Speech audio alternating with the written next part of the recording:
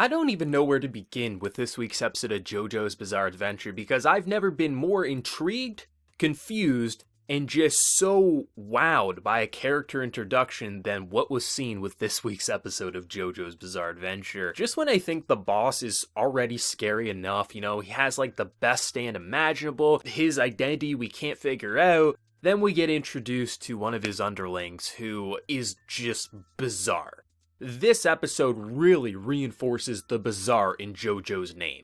We get introduced to a woman who is pregnant on an all-women island. There's no way she could be pregnant, she's been there for 2 years, and then within a day she's pregnant. Gives birth to a weird-ass baby who can change eye colors, it's weird. And then you get to see the personality, and I was like, okay, this guy I actually thought was going to be a pretty nice guy. I know that's kind of insane to say, especially this late in JoJo. We should expect most of these personalities to be a little wild, but nothing about it seemed bad, He was raised by a priest, so I thought even if he is a little weird, the priest probably taught him right. And everything seemed fine, and then everything wasn't fine, and then he brutally murders the priest after seeing that the mother somehow was alive under the floor beds. Like, what is going on in JoJo? And when JoJo can do that, that's when I'm most intrigued. What's great about this personality is how you have the introduction to it, because right away we don't know what the hell's going on in this episode. How can a woman give birth to a baby when she wasn't actually impregnated?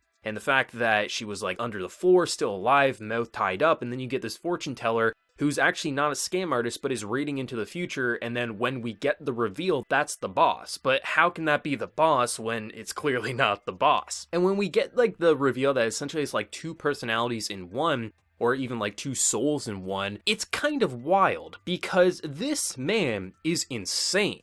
The boss has laid out such a perfect kind of decoy that essentially not only can this person use King Crimson, but he doesn't actually know he's being manipulated, so when people like the stand user at the end of this episode, like, interrogates him, he truly is just a fearful guy, and you can't realize that he's actually the one you should be scared of. At first, when the whole phone thing was happening, where he was making these ringing noises, I was like, okay, this is a little weird, but what's going on here? And then you see that the boss is literally using that as a way so he can communicate with this guy, making him believe that the boss is actually talking to him without realizing that the boss's like personality is like inside him or something like that. I don't know, but that's awesome. JoJo, this guy scares me. He is so clinically insane, like, it scares me. Talking to a frog, using that as a phone to talk with the boss, this man is ridiculous, and that's what I love about JoJo. When they introduce people, you don't know, what is this? I don't know what this is,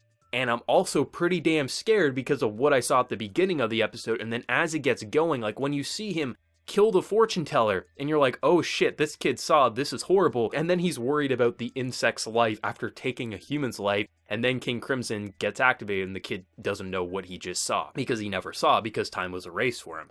This is insane. This is absolutely insanity, and I love it. I don't even know how you come up with something like this, but I'm so glad he did, because this is ridiculous, and how do you make JoJo even more exciting? We're 2 cores in, we're in the 3rd core, and I already loved what they were doing, and then they introduce this wild card. I don't even know what's going to happen with this guy, but he is one of the best characters we've seen so far. And that's impressive because all the characters in this cast have been damn impressive, antagonists and protagonists alike.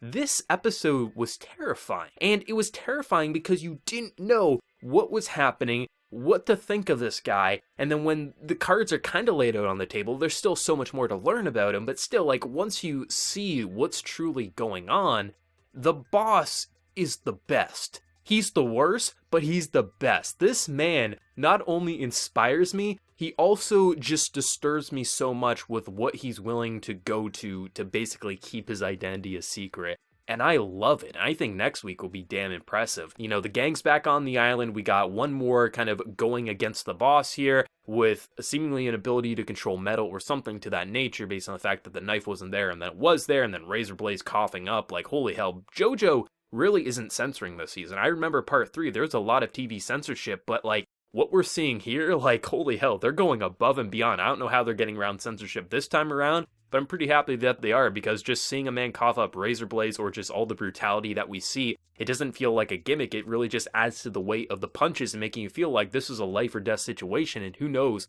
what's going to happen. I really love it when JoJo plays up on personalities, not just making them a fun personality or a scary personality, but really making you buy into, like, this is who they are, and if you go against them, you're probably going to end up dead. And the boss has just such a great army. Sure, a lot of his army's kind of been killed, but still, the boss is ridiculous, and King Crimson is just such an awesome stand that knowing that he can use it, that's not going to be good, and I don't know where they want to go with this, and that's what's exciting with this week's episode of JoJo's Bizarre Adventure. The more I watch of Golden Wind, the more I'm just so wowed by what this author was able to come up with, because it was already great, and you just find new ways to make it even better and even more ridiculous and bizarre, while still making it have some logical sense to it in the world of JoJo.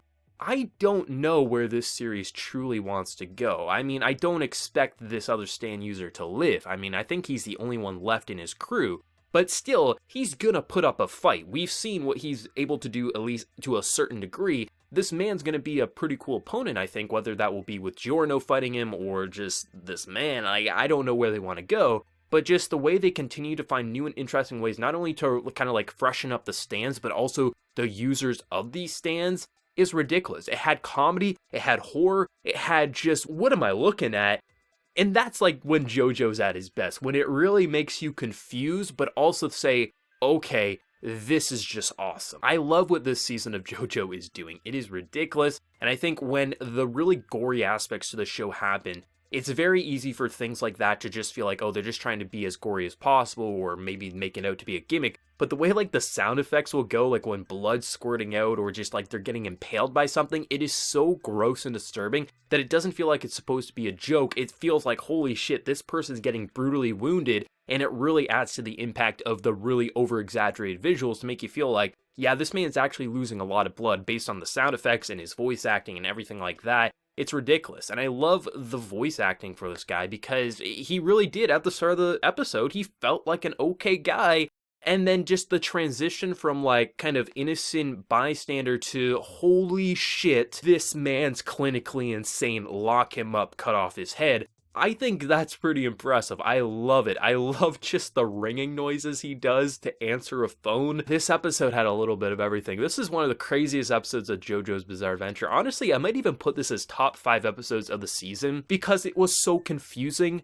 conflicting with where I was like, okay, what am I supposed to feel here? And I love it when JoJo can pull a card such as that. I think the style to JoJo, like, I haven't read the manga, but I know like the style of JoJo just gets crazier and crazier as it goes on, from character personalities to just their overall, you know, character designs. And I love how, like, even when you think you've seen all the designs, you can still get introduced to someone like this and just be like, okay, this pink-haired badass is like both terrifying and kind of adorable depending on the personality at the moment. I just love the look to Golden Wind. It's so bright, it's so colorful, and it's such a contrast to what's truly going on with such disturbing villains and antagonists like we have here. The character designs, they work so well. They fit their personality. Even a man as insane as this who's answering a phone, be it something in a car to a frog, the character design just fits that personality so well. And when he has to go absolutely brutal and insane, the way they just amplify that model is so perfect for the personality. And when you look at the entire cast, they're so different from all the JoJo characters we've seen in prior parts,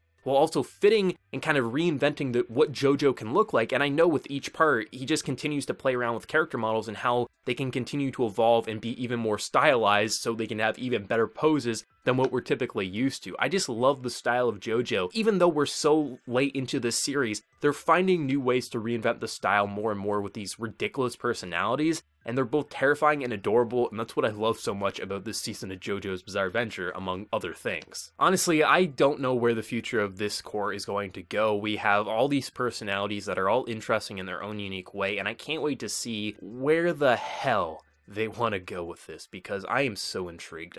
No matter what characters are interacting with one another, it's so exciting, and that's why I love it when an ensemble cast can be this interesting, and when the antagonists going against this ensemble cast are just as interesting as our main ones, because no matter what the formula is, the setup, the cast dynamic, you know you're going to be in for a wild ride that's going to entertain you both in the action, but also just the talking scenes, and that's not always something JoJo's been great at. Sometimes it's struggled with these interactions, but this season is just so damn great. I can't wait to see where the future is going to go from here. But for manga readers, what did you think of this? I'm really interested for manga readers because this had been an insane character in the manga. Do you think they brought him to life perfectly in the anime? And for anime originals like myself, were you as confused, conflicted, and just amused by this character as myself? Let me know down in that comment section below. And remember to leave a like if you did enjoy this review, and also hit that subscribe button if you're new around here. But until next time, everyone, please take care and have a good one.